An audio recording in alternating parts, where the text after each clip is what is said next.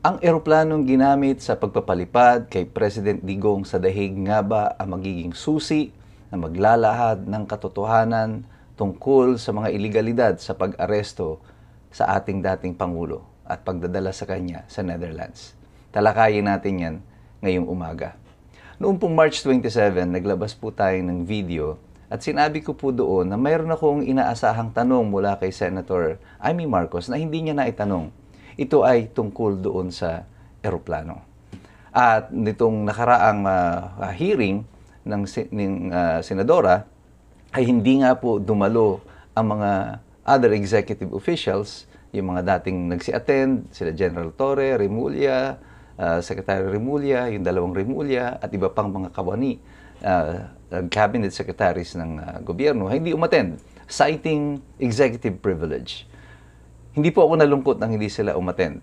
Actually, mas nagustuhan ko na hindi sila umattend kasi iniisip ko na magkakaroon ng pagkakataon ngayon si Senator Amy Marcos na maitanong ang mga collateral issues na otherwise ay baka hindi niya nakita kung naroroon po yung mga other executive officials. At gano'n na nga po ang nangyari. Ang mas nakatutuwa pa nito, napakaraming mga netizens na ang nagpadala ng mga detalye, ng mga pictures ng eroplano na ginamit. At ngayon, lumabas na madalas na pala itong ginagamit ng Pangulo, si Bongbong Marcos, sa kanyang mga official trips. Now, why is it necessary na buksan natin yung tungkol dyan sa eroplano na yan? Ito po ay tinatawag natin na collateral issues, pero maaaring naririto ang susi sa pag-solve ng misteryo na ito ng pagpapalipad kay Rodrigo Duterte sa The Hague. Bakit? Dahil ito po ay may paper trail. Kaya ako po naitanong yung tungkol doon sa eroplano. Ang turo po sa akin lagi noon ni Senator Rocco nung siya ay nabubuhay pa. Nung kami ay nagagawa rin ng aming mga sariling investigasyon sa Senado, sabi niya, in criminal investigations like this or in Senate investigations like this, what you should do is you should always follow the money. Sundan mo kung nasaan ang pera. Because ang money transactions will always leave a paper trail. Kagaya po yung ginamit na yan na pera sa eroplano. May mga resibo po yan. Meron yang mga dokumento na magsasabi kung paano ginastos yung pera, paano ito binayaran, at ang pinakamahalaga, sino ang binayaran. Ang eroplano po na ginamit dito, masabin, or yung may-ari ng eroplano, masabin privy doon sa mga sikreto na sinasabi ng administrasyon.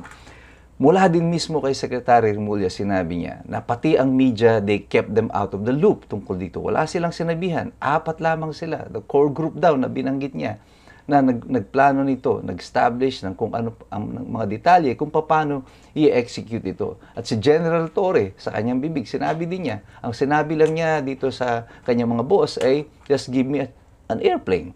So ang eroplano ay hindi lang basta bumabagsak yan from out of nowhere.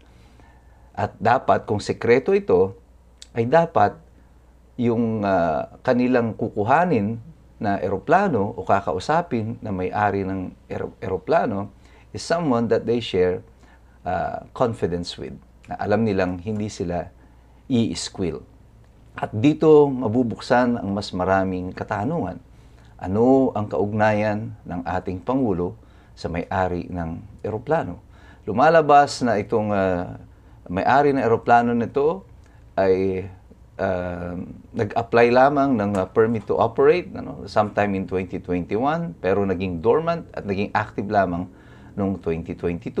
At bakit ito ang eroplanong panay na ginagamit ng Pangulo sa kanyang mga official trips? At dito, nakita natin yung partisipasyon ng mamamayan ang naglunsad ng mas maraming katanungan dito sa investigasyon na ito. Naaalala ko po tuloy noong 1995, ako po ay bahagi ng legal team na nag-investigate noon sa Kuratong Baleleng. Nung pong nagiging mahigpit na ang pagtatanong tungkol dito sa Kuratong Baleleng massacre na nangyari sa Commonwealth sa Quezon City, na involved po dito si Senator Ping Lacson at ang congressman ngayon na si Congressman Acop, sina Zubia at marami pang mga opisyal ng kapulisan na na-involve doon sa pag-massacre sa mga suspected na mga Kuratong Baleleng members dito sa Commonwealth Avenue.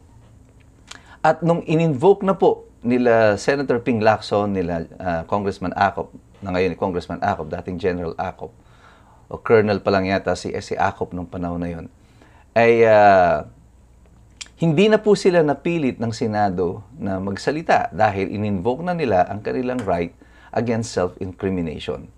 So walang magawa ang mga senador kung hindi pumihit ng tanong sa iba pang mga available witnesses. And that was a blessing in disguise. Because naandoon po sa Senado nung panahon na yon, nung ayaw nang sumagot nila Senator Ping Lacson, nila Congressman Acop, nandoon po ang head ng Forensics Division ng PNP sa Krame. At siya po ay tinanong ng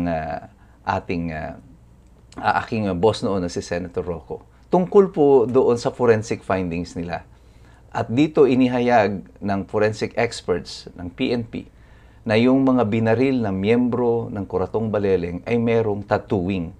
Ano po yung tattooing? Ito po yung nagkakaroon ng gunpowder burns ang sugat kung saan pumasok ang bala. Subalit nangyayari lamang ito kapag ikaw ay binaril ng malapitang distansya, about 3 feet or less. Magkakaroon ka ng tattooing sa mga sugat. At halos lahat po ng may tama doon sa miyembro ng Kuratong Baleleng ay merong tattooing. Ibig sabihin nito, hindi tama ang deskripsyon ng mga pulis noon na nagkaroon ng shootout. It was execution in cold blood. Hindi ko sinasabing hindi mga kriminal ito mga ito. Ang sinasabi ko lang, ang findings noon ng Senado, it was an execution. At wala pong shootout na nangyari. At ganito rin po nakikita ko na uulit na muli ang kasaysayan. Ang hindi nila pagsagot dito sa investigasyon nagbukas ng pagkakataon kay Senator Amy Marcos na itanong pa ang ibang relevant na mga issues, lalong-lalo na tungkol dito sa eroplano.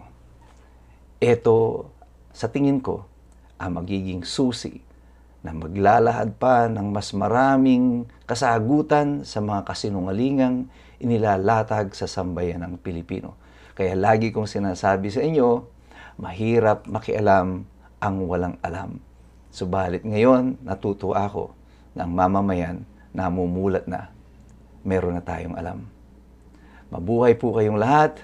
God bless us all. At mabuhay ang Republika ng Pilipinas.